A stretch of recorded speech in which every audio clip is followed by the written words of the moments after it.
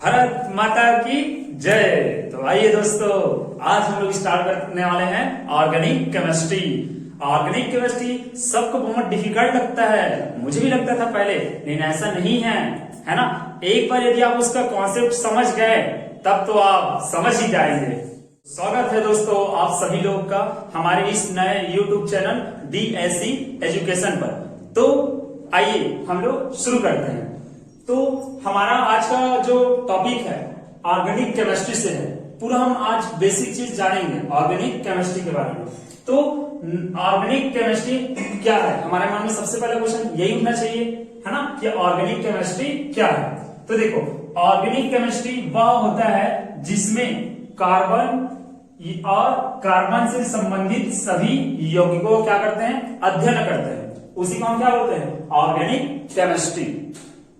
तो organic chemistry start करने से पहले हम लोग कार्बन से संबंधित कुछ सामान्य जानकारी के बारे में समझ लेते हैं, जो आप लगभग सभी जानते हो, है ना।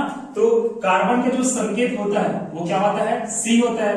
और कार्बन का जो परमाणु क्रमांक होता है और इलेक्ट्रॉनों की संख्या और प्रोटॉनों की संख्या, ये सभी का मान कितना होता है, 6, है ना। हम जानते हैं परमाणु क्रमांक जो होता है इलेक्ट्रॉनों की संख्या और प्रोटॉनों की संख्या के बराबर होता है ना। तो परमाणु क्रमांक, इलेक्ट्रॉनों की संख्या और प्रोटॉनों की संख्या कितना होता है, 6 होता है। और कार्बन का परमाणु भार कितना होता है, 12 होता है ना। अब यहीं से हम लोग किसकी संख्या निकाल सकते हैं, न्यूट्रॉनों की संख्या। तो न्यूट्रॉनों की संख्या कितना कैसे निकालते हैं, देखो, परमाणु भार में परमाणु क्रमांक यदि घटा दे या प्रोटॉनों की संख्या को घटा दे तो हमको किसकी संख्या निकल जाएगा, न्यूट्रॉन की संख्या। इसको मतलब हमको एक चीज समझ में आ गया, कार्बन में इलेक्ट्रॉनों की संख्या 6 होता है, प्रोटॉनों की संख्या 6 होता है और न्यूट्रॉनों की संख्या भी कितना होता है, 6 होता है ना। चलो, तो और कार्बन क्या होता है, कार्बन एक अधातु होता है ना। अब कार्बन की इलेक्ट्रॉनिक विन्यास देखते हैं। तो कार्बन की इलेक्ट्रॉनिक विन्यास आप लोग बचपन से ही पढ़ते हैं, 9th क्लास से ही पढ़ते आ रहे हो, है ना, कि 2, 8, है ना, इस टाइप से ये यहीं तक ही कंप्लीट हो जाएगा इसका इलेक्ट्रॉनिक विन्यास। तो कार्बन की इलेक्ट्रॉनिक विन्यास एक तो हम लिख सकते हैं, क्योंकि परमाणु क्रमांक कितना होता है इसका, 4 होता है, तो इलेक्ट्रॉनिक विन्यास 2 और 4, है ना। या इस रूप में लिख सकते हैं 1s2 2s2 2p6। तो ये हमारा कार्बन से संबंधित कुछ जानकारी है ना। इसके अलावा हम देखते हैं कि जो कार्बन होता है, देखो, कार्बन के पास कार्बन का इलेक्ट्रॉनिक विन्यास कितना होता है, 2, 4 होता है ना। तो यहाँ पे क्या होता है, सभी यौगिक जो होता है ना, अपना अष्टक क्या करना चाहता है, जितना भी हमारे पास जो भी तत्व होता है अपना अष्टक क्या करना चाहता है, पूर्ण करना चाहता है। तो कार्बन भी यहाँ पे अपना अष्टक क्या करना चाहता है, पूर्ण करना चाहता है ना। तो इस कार्बन की अष्टक पूर्ण करने के लिए कितने इलेक्ट्रॉन की जरूरत है, 4 इलेक्ट्रॉन की जरूरत है ना। तभी कार्बन क्या हो जाएगा, स्थायित्व प्राप्त कर लेगा, ठीक है। तो यहाँ पे कार्बन के पास 2 तरीका है ना।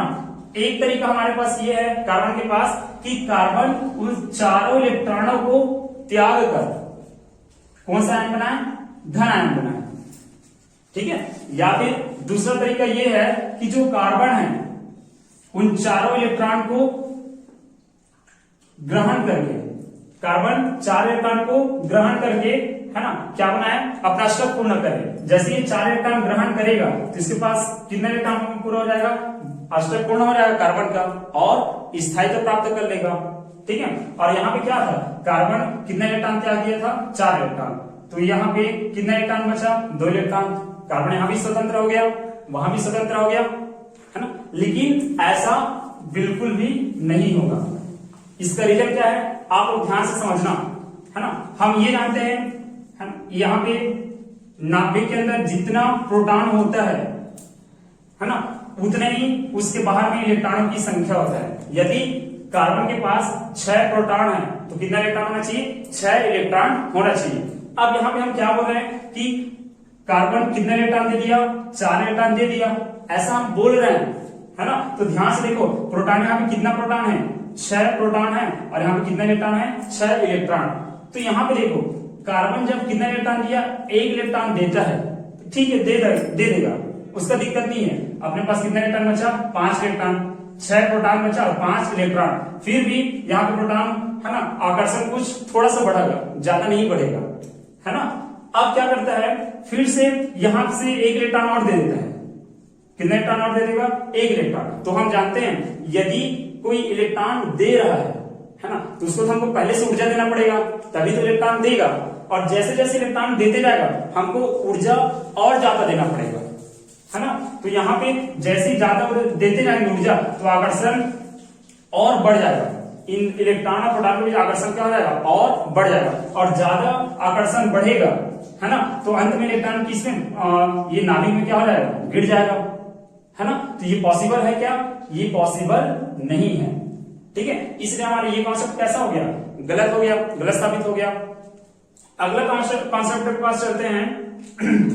यहां पे देखो, है ना, हम वही कॉन्सेप्ट लेते हैं। ये टोटल प्रोटॉन की संख्या कितना है, 6 है यहाँ पे, और टोटल इलेक्ट्रॉनों की संख्या भी कितना है, 6 है ना। अब यहाँ पे बोल रहे हैं कि 4 इलेक्ट्रॉन क्या कर लिया, ग्रहण कर लिया। कार्बन जो है 4 इलेक्ट्रॉन ग्रहण कर लिया। तो जैसे ही 4 इलेक्ट्रॉन ग्रहण करेगा तो 6 इलेक्ट्रॉन से टोटल कितना इलेक्ट्रॉन हो जाएगा इसके पास, 10 इलेक्ट्रॉन। और इस 10 इलेक्ट्रॉन को कितना प्रोटॉन को संभालना है, 6 प्रोटॉन को क्या करना है, उसको संभालना है। तो ऐसा पॉसिबल नहीं है। इसलिए हमारा ये जो कॉन्सेप्ट है ना, ये पूरा का पूरा कॉन्सेप्ट कैसा हो गया, हमारा गलत साबित हो गया, है ना। चलो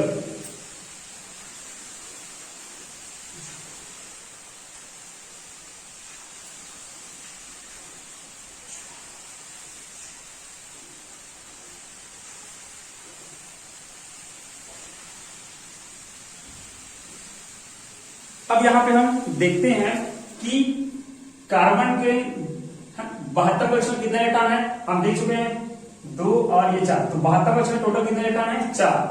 तो ये कार्बन के 72 कक्षों में कितने इलेक्ट्रॉन है, 4। तो ये कार्बन क्या करना चाहता है, कोई इलेक्ट्रॉन ग्रहण करके, है ना, किसी परमाणु से क्या ग्रहण करके, इलेक्ट्रॉन ग्रहण करके सहसंयोजक बंध बनाना चाहता है ना।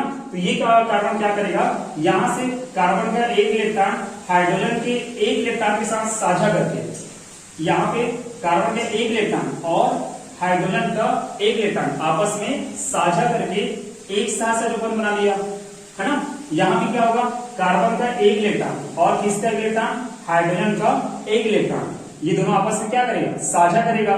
और साझा करने के दौरान सहसंयोजक बंध का निर्माण कर लेते हैं, है ना। यहाँ भी इलेक्ट्रॉनों का क्या क्या होगा, साझा होगा इन दोनों के इलेक्ट्रॉन का, कार्बन और हाइड्रोजन के इलेक्ट्रॉनों का यहाँ भी क्या होगा, साझा होगा। साझे के दौरान कौन सा बंध का निर्माण करेगा, सहसंयोजक बंध का। यहाँ भी सहसंयोजक बंध का निर्माण हुआ, है ना। तो यहाँ पे एक चीज हमको समझना है, जो ये है ना साझे जो किए हैं, आपस में साझे किए हैं, ये दोनों इलेक्ट्रॉन कार्बन का भी है और हाइड्रोजन परमाणु का भी है।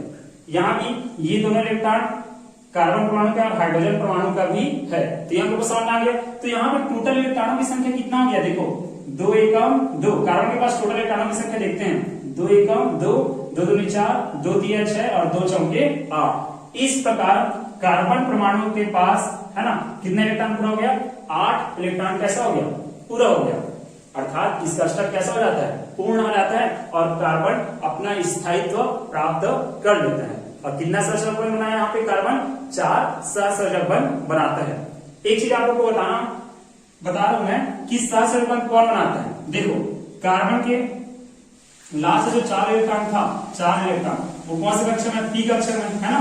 यहाँ पे देखो ये 1 2 3 4, सॉरी ये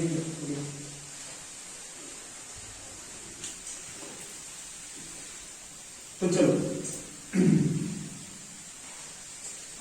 अब यहाँ पे हमारे पास देखते हैं, आप लोग देखे होंगे कि हम लोग ऐसे लिखते हैं कार्बन, जैसे ये कार्बन श्रृंखला है हमारे पास, है ना, ठीक है। तो यहाँ पे देखो मैं ऑलरेडी पहले से बता चुका हूं आप लोग को कि जो कार्बन होती है, कार्बन की संख्या कितना होता है, 4 होता है। तो ध्यान से देखो, यहाँ पे कार्बन के पास एक इलेक्ट्रॉन है, इस कार्बन का एक इलेक्ट्रॉन है ना।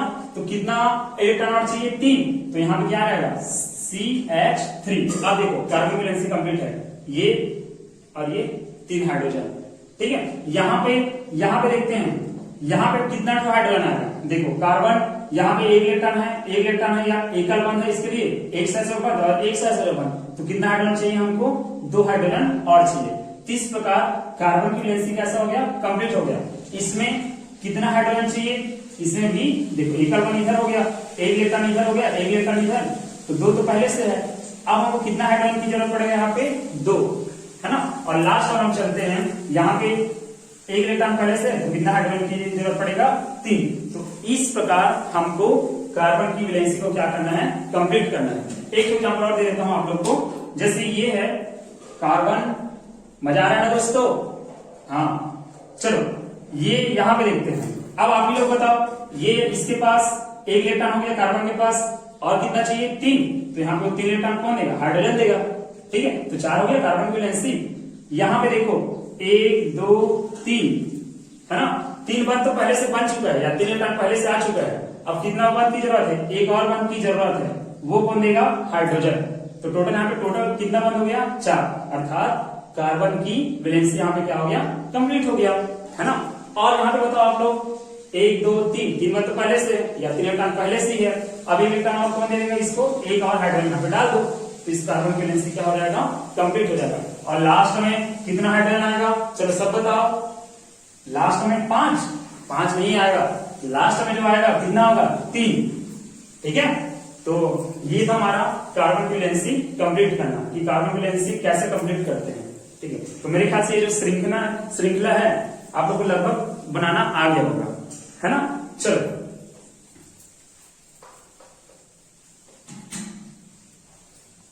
तो आज हम लोग पढ़ने वाले हैं आईयूपीएसी नाम। आज जो पढ़ने वाले हैं उसके यदि हमको अच्छे से समझ में आ गया, वो कॉन्सेप्ट अच्छे से समझ में आ गया, तो आप लोग का केमिस्ट्री लगभग उसमें से ही 50% कंप्लीट हो जाएगा, है ना। मतलब आज का जो अभी जो पढ़ने वाले हैं, यदि नामकरण आप लोग को जो आईयूपीएसी नाम है, यदि ये आईयूपीएसी नाम आपको समझ में आ गया, तब तो आप लोग को ऑर्गेनिक इतना आसान लगेगा ना, पूछो ही मत। कोई भी पूछे आप तुरंत ही बता दोगे कि ऑर्गेनिक केमिस्ट्री ऐसा है वैसा है, पता नहीं कैसा है, कोई भी पूछे। तो हमको मेन जो जानना है, किसके बारे में जानना है, आईयूपीएसी नाम के बारे में। तो आईयूपीएसी का फुल फॉर्म क्या होता है, आप सभी जानते हो, फिर भी मैं बता देता हूँ, international union pure and applied chemistry, है ना। अब हमारा क्वेश्चन उठता है कि इस नाम की आवश्यकता क्यों पड़ा होगा, है ना, नामकरण की आवश्यकता क्यों पड़ा होगा, है ना। तो एक छोटा सा, मैं आप लोग को ज्यादा समय नहीं लूंगा, एक छोटा सा एग्जांपल से आप लोग को समझाता हूँ, है ना।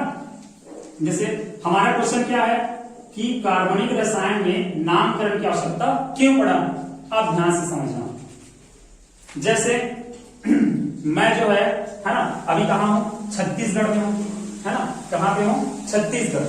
तो देखो ये एग्जांपल सबसे यह एग्जांपल, जैसे नामकरण, है ना।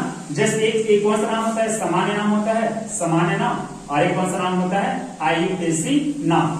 जैसे मेरा 2 नाम है, मेरा कितना नाम है, 2 नाम, है ना। आप सब जान जाओगे मेरा क्या क्या नाम है। देखो मेरे गांव वाले मेरे को एक नाम से जानते हैं, है ना, एक नाम मेरे गांव वाले किस नाम से जानते हैं, मेरे को कौन सा नाम से जानते हैं भाई, गुड्डू, है ना, ये मेरे गांव वाले जानते हैं। तो ये मेरे लिए कौन सा नाम हो गया, सामान्य नाम, है ना, ठीक है। और मेरा एक और नाम है, क्या नाम है, एमन। तो ये गांव वाले तो जानते ही है ना। लेकिन ये पूरा हमारे महासमुंद में चलता है ये नाम, है ना, और गुरु में भी चलता है। मैं जहां जहां जाऊं तो मेरा इस नाम से कोई नहीं जानेंगे, मेरे को जानेंगे किस नाम से, ये वाले नाम से। तो वैसे ही क्या होता है, कोई भी कंपाउंड होता है, उस कंपाउंड का कितना नाम होता है, 2 नाम होता है। एक कौन सा नाम, सामान्य नाम। तो सामान्य नाम केवल हमारे भारत देश वाले ही जानते हैं। आप कहीं भी चले जाओ, है ना, आप यदि बोलोगे कि मुझे क्या चाहिए, एल्कोहल चाहिए, है ना, क्या चाहिए, एल्कोहल, तो आप भारत के कोने कोने में चले जाओ और यदि मांगो वहां से कि मुझे एल्कोहल चाहिए, तो वहां सभी जान जाएंगे कि ये तो पिए बिना रह नहीं सकता, इसको लाके दो, है ना। लेकिन यही चीज यदि हम भारत के बाहर, है ना, भारत से बाहर जाते हैं, कहां जाते हैं, जैसे मैं चला गया भारत से बाहर, कहां चला गया, चाइना चला गया, चीन, है ना, चीन में जाके बोलो कि मुझे एल्कोहल चाहिए, वहां लोग कुछ नहीं समझेंगे, भगा देंगे आप लोग को, क्लियर हुआ ना। तो वहां पे किसके नाम की आवश्यकता पड़ेगा, आईयूपीएसी नाम की। तो दोनों में डिफरेंस आप लोग को समझ में आ गया होगा, है ना। तो चलो अब हम लोग आगे बढ़ते हैं कौन सा नाम की तरफ, आईयूपीएससी नाम की तरफ। आईयूपीएससी नाम के बारे में हम लोग नेक्स्ट वीडियो में जानेंगे। तब तक ले आप मस्त रहिए, स्वस्थ रहिए, हंसते रहिए और कपिल शर्मा की कॉमेडी देखते रहिए। अरे सॉरी, गलत हो गया, आप पढ़ते रहिए। तो बाय, जय हिंद।